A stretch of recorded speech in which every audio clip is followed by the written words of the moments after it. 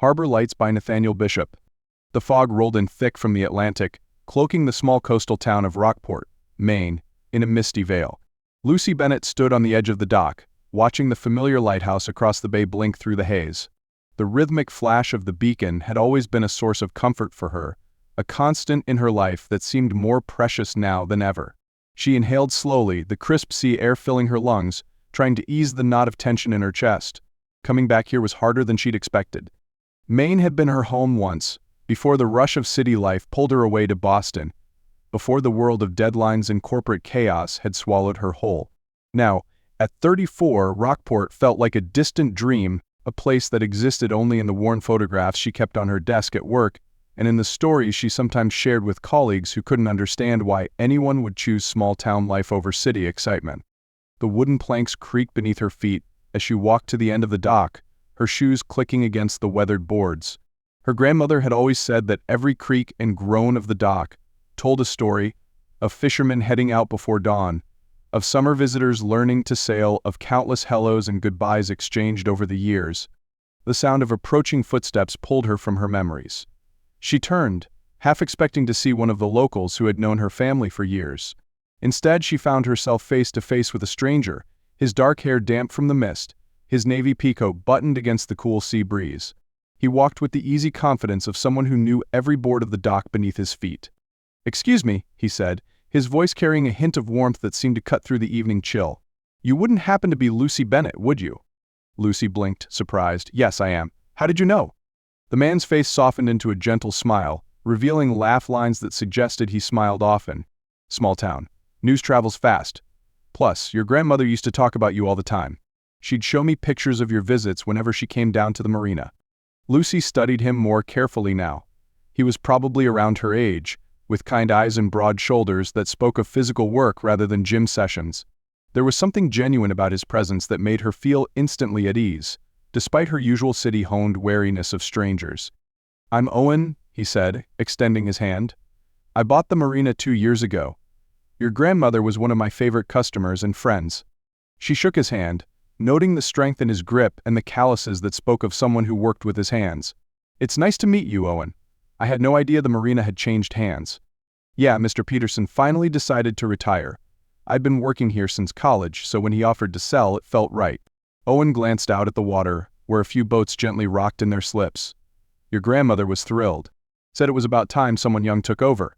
Lucy smiled, remembering how her grandmother had always believed in supporting the next generation. "That sounds like her. She loved this place." "She did," Owen agreed softly. "She used to say the ocean had a way of putting things in perspective.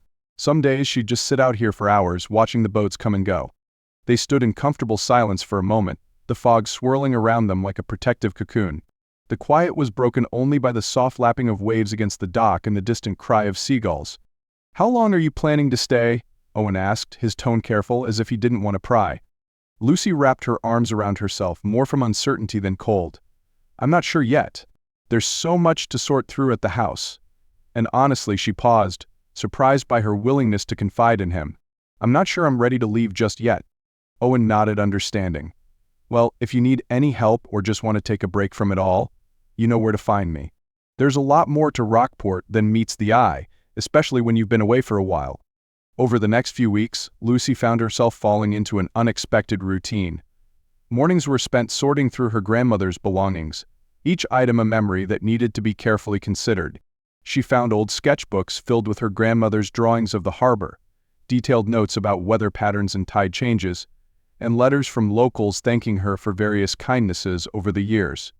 But by afternoon, she often found herself drawn to the marina, where Owen would invariably appear with 2 cups of coffee and a story about the day's adventures. Sometimes they'd sit in his office, a cozy space filled with nautical maps and weather instruments, while other times they'd walk along the docks, checking on the boats and chatting with locals. She learned that he had grown up in a nearby town, that he'd studied marine biology in college before realizing his true passion was working with boats and the people who loved them. He told her about the characters who frequented the marina, the old fishermen who could predict storms better than any weather report, the summer tourists who always needed rescuing from minor mishaps, the local kids who came to learn about sailing. One afternoon, as they sat on a bench overlooking the harbor, Owen shared his dreams for the marina's future. "I want to start a youth sailing program," he said, his eyes lighting up with enthusiasm. "Something that would teach kids not just about sailing, but about marine conservation, weather patterns, navigation, all of it." Lucy found herself sketching as he talked, her hand moving quickly across her notebook, capturing his animated expression and the way the sunlight played across his features. When he noticed, he paused mid-sentence, a pleased smile spreading across his face. "You're really talented," he said, leaning closer to look at the sketch. "Your grandmother mentioned you used to draw all the time." Lucy felt her cheeks warm at both the compliment and his proximity. "I did. It was my passion before the corporate world took over. Being back here, it's like remembering a part of myself I'd forgotten." In turn, Lucy found herself sharing stories about her life in Boston, the fast-paced advertising agency where she worked, the tiny apartment with its view of the city skyline, the friends who couldn't understand why she'd want to spend more than a weekend in a small coastal town. But as she talked about her city life, she realized how hollow it all seemed compared to the genuine connections she was rediscovering in Rockport. One particularly clear evening, Owen surprised her with an invitation. "I was thinking of taking the boat out tomorrow at sunset. Would you like to join me?" Lucy hesitated only briefly before nodding. "I'd like that." The next evening, as Owen helped her onto his boat, a well-maintained cabin cruiser named Second Wind, Lucy felt a flutter of anticipation in her stomach. The air was crisp and clear, the sky painted in brilliant oranges and purples.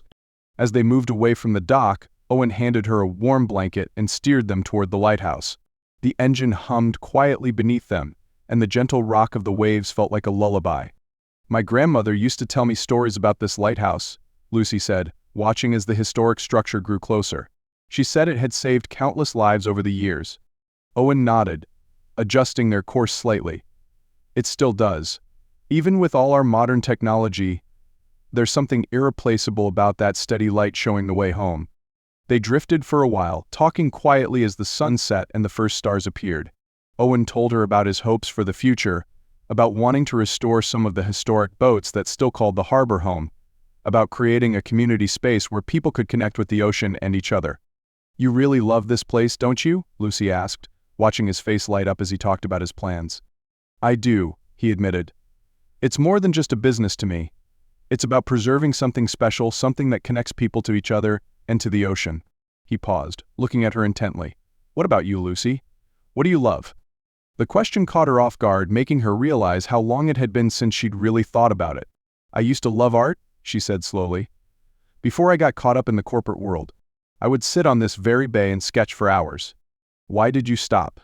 "Life got busy, I guess. There were always deadlines to meet, clients to please." She looked out at the darkening water. "But being back here, I've started drawing again. Just little sketches, but it feels good." Owen reached over and took her hand, his touch warm and reassuring. "Sometimes we need to come home to remember who we really are." Lucy looked down at their joined hands, feeling something shift inside her. The connection between them felt as natural as the tide, as steady as the lighthouse beam that now swept across the water. As the stars emerged fully and the temperature dropped, Owen steered them back toward the harbor. The lights of Rockport twinkled in the distance, and Lucy found herself seeing the town with new eyes. "I've been thinking," she said as they approached the dock. "Maybe I don't have to sell the house right away. I could work remotely for a while, see how it feels to stay." Owen's smile was bright enough to rival the lighthouse. "I think that sounds like a perfect plan." Later that night, as Owen walked her to her car, he stopped under the soft glow of a dock light. "Lucy," he said softly, "I'm really glad you came home." She looked up at him, at the way the light caught his eyes, at the gentle curve of his smile. Without hesitation, she stood on her tiptoes and kissed him. A soft, sweet kiss that felt like the beginning of something wonderful. When they parted, Owen rested his forehead against hers. "Me too," she whispered, and in that moment, with the lighthouse blinking steadily in the distance and the sound of waves lapping at the shore, Lucy knew she had found something worth staying for. The fog rolled in again, wrapping around them like a gentle embrace, but Lucy wasn't worried. She had found her beacon, her way home, in the steady light of Owen's love and the endless possibility of tomorrow. Above them, the lighthouse continued its eternal vigil, its beam cutting through the mist, a reminder that sometimes the best navigation home isn't about following a map, but about following your heart.